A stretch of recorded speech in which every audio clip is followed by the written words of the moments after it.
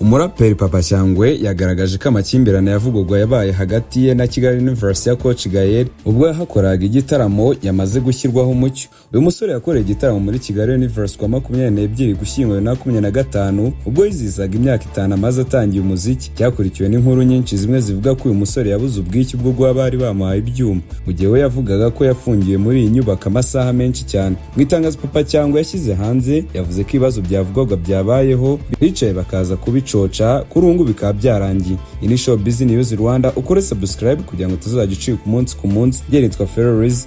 Iri tangazo rya Papa Cyangwe ryagiraga riti: nyuma y'inama y'ubwumvikane yabaye hagati ya Kigali University, Papa Cyangwe ndetse n'amatsinda yombi, turamenyesha itangazamakuru n'abaturage ko ikibazo giherutse kubaho cyatewe no kutumvikana no kudasobanukirwa hagati y'impande zombi ndetse na Kigali University cyakemutse burundu, kandi impande zose zageze ku bwumvikane bugamije gukomeza umubano mwiza w'akazi mu gihe kiri imbere.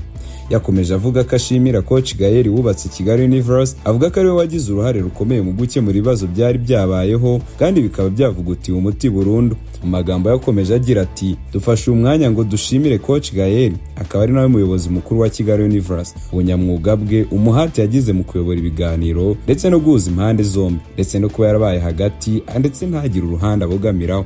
Ubufatanye n'ubwitange bwe mu gushaka amahoro n'ubwumvikane bwagize uruhare rukomeye mu gukemura ibibazo.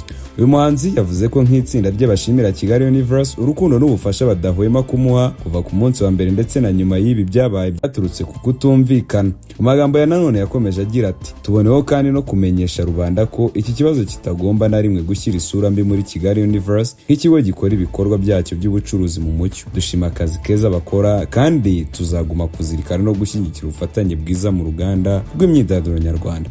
Ibingibi Papa Cyangwe yavuze bisa nk'ibihabanye cyane n'ibyo yari yatangaje, aho yavuze ko nta muhanzi n'umwe yakifuriza gukora igitaramo muri Kigali University ndetse ko nta muntu n'umwe yakongera kuhifuriza, ndetse nawe yavugaga yuko bibaye byiza atazongera no gusubirayo. Ariko ubu ngubu ibyo yagaragaje byose yavuze abigize impfabusa. Iyi ni Showbiz News Rwanda, ukore subscribe kugira ngo tuzajye ucikwa umunsi ku munsi n'amakuru tugenda tubagezaho.